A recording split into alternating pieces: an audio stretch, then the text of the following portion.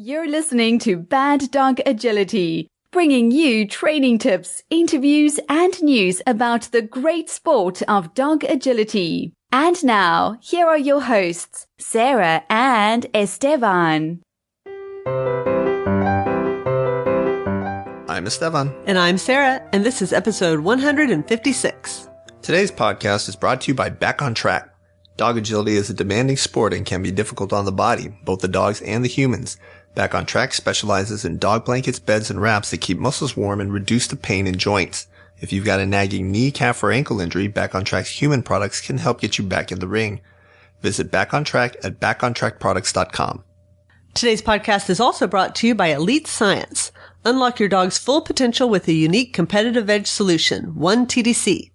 1-tetradecanol complex is a patented blend of unique fatty acid oils designed to safely and effectively keep joints and muscles at their best to maximize performance and shorten recovery time. 1TDC is the next generation of fatty acids and is used by many current and past national agility champions and world team members.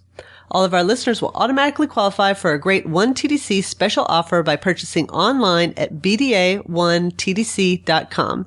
That's BDA, the number 1TDC.com. Today we're going to talk about how to practice your dog agility effectively. And we got this idea from Susan Frazier. She's Gitchy's owner, and she'd seen a TED Ed talk floating around on Facebook, and she shared it with me. And I really liked it because it was short and to the point. It was about 4 minutes. Now, for those of you not familiar with TED Talks, that came about in 1984. TED stands for Technology, Entertainment, and Design. And it's really devoted to the idea of spreading ideas. And short, powerful talks are usually less than 20 minutes. Famous people give them, CEOs, people like that, right? You've probably seen or watched some TED Talks. Absolutely, yep. And I've actually known, and we've gone to school with some people who have given TED Talks. And they're usually very cool, very relevant, and very interesting. Very and this powerful. Very powerful. And I think that's really the key here. The TED Ed Talks, ED, are geared more toward the kids. And I think maybe that's why the talk's a little bit shorter. And the video was really good. And so I wanted to bring that to our dog agility because it covers several different areas that we've talked about, little bits and pieces in different podcasts, but it kind of puts it all in one place, and it puts it around this idea of how you practice effectively. Because the point here is this: not all practice is created equal. I may practice an hour. If we look at an hour of my practice time, it's probably going to be a little more efficient. My dog's going to get a little more out of it than, say, a total newcomer to the sport. If you take an hour of their practice session, it's probably not going to be quite as efficient. You know, the dog and handler are probably not going to get quite as much out of it. And whether you're experienced or not, there's a couple of things that you can do to really make your practices much higher quality. And that's what we're going to talk about here in the podcast today. And that's super important because there's one thing that you cannot change about life and about practice. And that is that time, there's only so much of it. You can't create more time. Without warping this time-space continuum. That's right. And that has many dangers, as I have seen on many a Star Trek episode. But because we only have a certain amount of time, practicing effectively or doing anything in our lives effectively is really important because it allows us to get more out of every minute that we put in.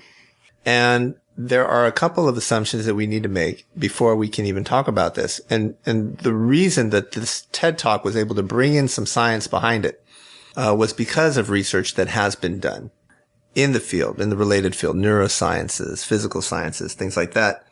And at its core is this idea that dog agility, like throwing a baseball, shooting a basketball, swimming, riding a bicycle, it's a mechanical skill. It's a physical activity that you are trying to master. And when you start, you're not going to be very good at it. You're going to be slow. You're going to be clumsy. You're going to make mistakes. Your performance is not going to be elite. It is going to be the performance of a novice. And we've all had that experience in agility, all of us. And the other thing I really like about this video is it defined exactly what practice is. And it's this idea that practice is really repetitions that you take of a given action, such as shooting a basketball, executing a front cross, repetitions, but specifically with the goal of improvement. You're trying to get better.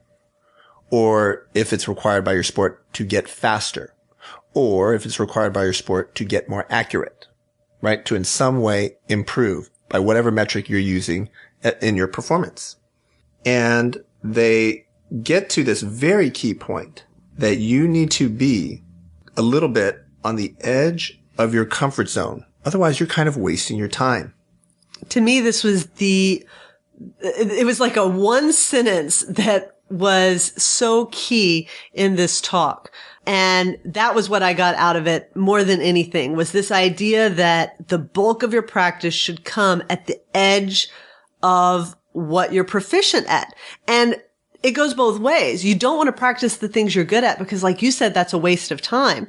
You also don't want to be practicing things that are way beyond you, because that's not very effective either. You need to kind of bring yourself to that level, through all the appropriate steps. If you try to just jump right into something that's way more advanced than your current level, then you're going to be frustrated. And not only are you going to be frustrated, but you're going to waste time in not getting a skill.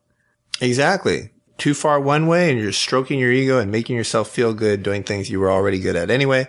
You go too far the other way, you're going to have a very high failure rate. You're going to see drive and motivation in your dog probably drop. And you need to walk kind of that fine line to really get those efficient practices. And I think that's really where the finest practitioners of dog agility spend all of their training time. I think it's also interesting because I think that a lot of people understand this as it relates to their dog. They want to give their dog a nice progression to learn any skill, but they don't give themselves that same benefit. They get frustrated with themselves that they can't go out there and immediately do a perfect 4-step front cross. But the human has to acquire physical skills too. And that takes repetition, and that takes practice, and that takes muscle memory. And I always want to tell people who are new to the sport that I promise you it will become smoother. I promise you, you will not have to continue to think so hard about what you're doing. There are so many things that will become much more fluid and natural and part of your subconscious. Mm-hmm. I think those are great points. And the video also points out a couple of other things. First, the importance of focusing on your task. And specifically, they call out distractions that you get on your cell phone. They specifically cited Facebook as a very big distraction and noted that in a study they did of 200 or 300 students, kind of watch what they did when they were studying. And on average, they were making it about 6 minutes before they were interrupted by something, usually cell phone related, right? So I think that's very telling. How many of you have been to a practice and you're up there with your dog and you look over at all the people sitting in the chairs and they've all got their phone out? Right? So we've all had that experience. Focusing on your task. When you get out on the field, I don't want to be thinking about anything else. I don't want to think about work. I don't want to think about who's playing and what basketball or football game later on that day. I want to be very focused on what I'm there to do and giving my dog energy and being there for her, and being really just all about that moment. And so when I have my phone out there, it's to video things. It's not to be cruising and checking on Facebook. The next point they make that's really good that I like a lot is that everyone is going to start slow, right? Just think about how you do, say, a blind cross or a front cross or a rear cross. You're going to think about it a lot. And when you're taking time to think about something like riding a bicycle, you're not putting it into what I think a lot of people have heard this phrase before, muscle memory. You're doing it because you can do it without thinking. When you're thinking about it, it's slow. Okay. And it's the same thing for your dog, but it's also the same thing for you. So there's two components here. Your dog has to learn to respond to a front cross cue eventually without thinking. You need to execute a front cross skill eventually without thinking. And when you're both able to do that in perfect coordination, that's when you get that beautiful artistry of the sport. And the interesting thing about this point was not that you have to start slow, but that you should start slow, that you need to do anything fast, you have to first be able to do it right slow. And if you try to jump in and, let's say you're doing a front cross and you try to do it at a full sprint your very first time and you've never even walked a front cross, you might trip over your own feet and fall down. You have to do things slow, and then you can do them fast. And, you think about something like speed drills or like boxing, where you kind of have to get in a rhythm. And you start out slow and you get faster and faster and faster. That's how you build that speed. I will tell you that when we practice with Esteban, he will have us do things without the dog. And he'll have us do it without the dog again, slowly. And then he'll have us do it at full speed. And then he'll have us sprint. And then he'll have us sprint again. And we just want to get our dogs and try the sequence and feel like we're wearing ourselves out with all of this non-dog practice going faster and faster. But this is exactly, he's taking his sports background and bringing it to agility. And this is exactly the point that they were making. You have to be able to do it slow before you can do it fast. And so we will get out there and practice without our dog until it's fluid. Because if it's not fluid without the dog, it's not going to be fluid with the dog. Yes, it happens all the time in any sport that you can think of. And my favorite go-to, of course, is basketball. There's a lot of guys out there when they're shooting around with a basketball by themselves, they shoot great. They have a long session, shoot for an hour, take 500 shots, make a ton of shots. You put them in a game situation and I'm defending them, they're not going to make a shot because all of those times that they were practicing, they did it at half speed, not full game speed with a defender trying to prevent them from shooting the ball in their face, shoving them, pushing them. Those are all distractions. Those are all a higher level of performance that's required by the actual game. Same exact thing is happening in dog agility. You think you guys are doing such a great job out there in the backyard, but it turns out you're only running 80%. You're not running all out. When you go to trial, you have a little more adrenaline. You're running a little bit faster, a little bit harder. You're breathing a little bit differently. There's a stress to you that the dog senses there that they're not sensing in your backyard. All right. The next thing that I really like in an amazingly information-packed 4-minute video was they actually discussed how you structure your sessions in terms of timing. And basically they went with what I would consider conventional wisdom at this point in dog agility. And it's short, frequent sessions rather than say the one long marathon session, which is that used to be how we did sports. That's how we used to do swimming back in the day. When I was a kid, they used to not let you, take breaks. You would just go and no one would drink like Gatorade in the middle of your practice. But now it's all sports science and nutrition. You're eating specific things before, during, and after your workout to recover, prevent muscle loss, get rid of your lactic acid. There's a lot of science behind it now. And to be more competitive. It's not just about, taking care of yourself and being safe and things. This is what you have to do to be competitive. To be better. To be better, to right? win. Yeah, exactly. And so I really like that. And I'll just tell you, there's one more point that the article makes. Let's just go ahead and talk about that now. But the importance of visualization.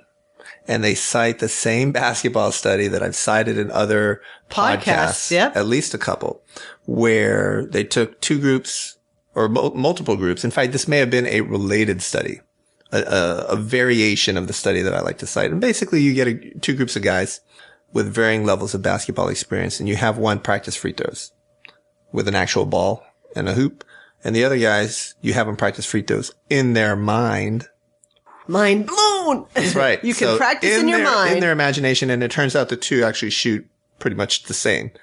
They both improve over the group that doesn't practice free throws at all.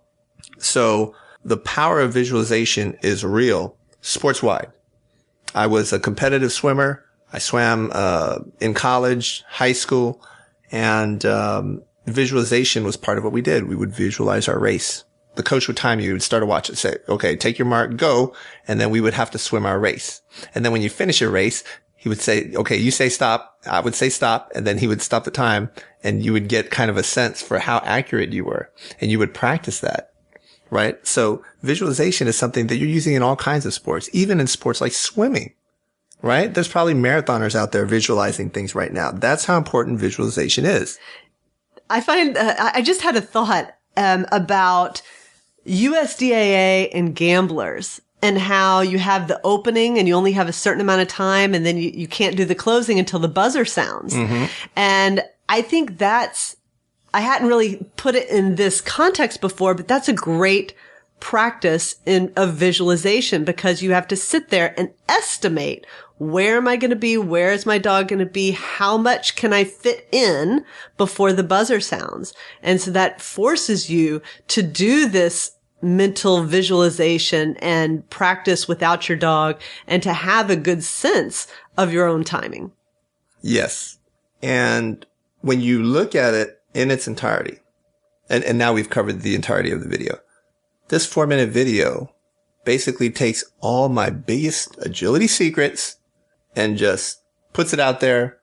4.5 minutes. For everyone to look at, to watch, and be better than me at agility in like a year. You guys will be out there crushing me because you're following these tips. And this is something that took me kind of years to figure out, to listen to tons of lectures, to be an athlete, to be competitive, collegiate sports, to continue to participate in sports after, and to kind of grow in the sport of dog agility and figure all this out. And then, someone just came by and put it together in a TED Ed talk for these high school kids. And it's something that we wanted to share with you. There's always some podcast topics. The podcast is out here. We cover a lot of different things. We interview people, and different people are going to find different podcasts more interesting than other podcasts, certainly. And I understand that. I have no problem with that. But this is one of those podcasts where I look at all the things that we did, all the different podcasts, like, the one we alluded to, I think last week was like episode 44, 45 about the difference between a goal and a dream. Mm-hmm. Like there are just certain podcasts that if you listen to those and really understand what's being said there, it's going to take your game to a different level. Some people are going to listen to it and they're going to be like, oh, okay. Other people are going to listen to it and they're going to really understand. And it's going to really impact the way they do things. They're going to change the way they train or the way they live their lives. And it's going to have a profound impact on their performance. And just looking at it from a sports perspective, sports performance, just pure performance. And in my opinion, this is one of those podcasts. We're here. You're getting all the secrets. They're really drawing back the curtain here. So Sarah's going to put a link in the show notes to this video, so you can play this video. And you don't even have to watch it. They have some cute little graphics and they give you a little bit of the science and stuff. But really, it's just audio. Yeah, you can listen to it in your car while you're jogging on your way to work. And think of how you can apply it to your training sessions. And what I would do if you're not doing some of these things is try it. And I'm such a big believer in this, and I was so excited about this because these elements that they're talking about, the idea, like Sarah was telling you, I make these guys do stuff without the dog, and sometimes they get annoyed. Frequent sessions, frequent rests, keeping them short, and especially this idea of visualization. Those are things we put into things like our NAC prep course, right? The National Championship prep course, the Invitational prep course. When we're getting these students ready, some of them are competing at these things for the very first time. They're very nervous. It's springtime now. We just finished the big Westminster show. Spring all around the world. We've got nationals coming up in 2 weeks here in the United States for the American Kennel Club. That's a big event. Tryouts will be in May, just 2 months later. We're kind of headed into that big spring stretch of shows. Crufts is going on, biggest dog show in the world in the UK this weekend. Oh, by the way, we're going to have a roving reporter there who petitioned, is that the right word? Requested an interview with the Queen of England, who will be attending the event on Saturday. So for those of you out there and attending that event, you want to be out there Saturday. That's when the Queen is going to be there. And I understand she's a big Corgi fan. That's right. But it could be Bad Dog Agility, and it's our man Howard Boyle who's out there. And you never know. No, we're not promising the Queen. Oh, you can't promise that. But he did actually put in a formal request to Crufts and to the castle to interview the Queen, because that's Howard. Right. And he's there. He's our media presence there. So he's going to be doing some Facebook Live stuff over there, so you can kind of follow along on Facebook. But just this idea that right now it's springtime, a lot of shows happening all around the world, a lot of big events. And this is how we structured a lot of our classes. So it really jumped out at me, and I felt like, oh man, our secret's out, but also, yeah, we're kind of doing the right thing here. That's right. Before we wrap up, I know that many of our listeners have been listening to us for years. I can't believe we're at episode 156 of the podcast, but we've recently started a new show called the Bad Dog Agility Show that we've been running on Facebook Live. So this is a video show. We do it live and we cover different topics out on our field. And we've been having so much fun doing this and getting a lot of great feedback and new ideas for talks. But this gives us the chance to talk about some things that really are visual, that it would be much harder to talk about in a podcast. So if you're on Facebook, make sure that you go to our page and follow us and do the little checkbox that says you want to be notified of our live videos. And they also will go up on YouTube. So if you don't do Facebook, that's okay. Just watch our YouTube channel for the replays, and we're posting them there too. And that's it for today's podcast. We'd like to thank our sponsors, Back on Track and Elite Science, and also NTI Global. In-stock inventory. NTI Global offers standard color and size tunnels that are ready to ship in 3 business days. Visit shop.ntiglobal.com for the widest selection of dog agility tunnels for both competition and backyard training. Known for free shipping, more options, high-quality products, and low prices, NTI Global has got you covered. Also offering Tamer and Anchor weight bags along with a full line of accessories and agility storage solutions. Need your agility gear in a hurry? Order now. Get it now. New selections and stock levels are updated regularly. Use promo code NTISTOCK17 for 5% savings off today. Promo code good through March 31st, 2017. Happy training!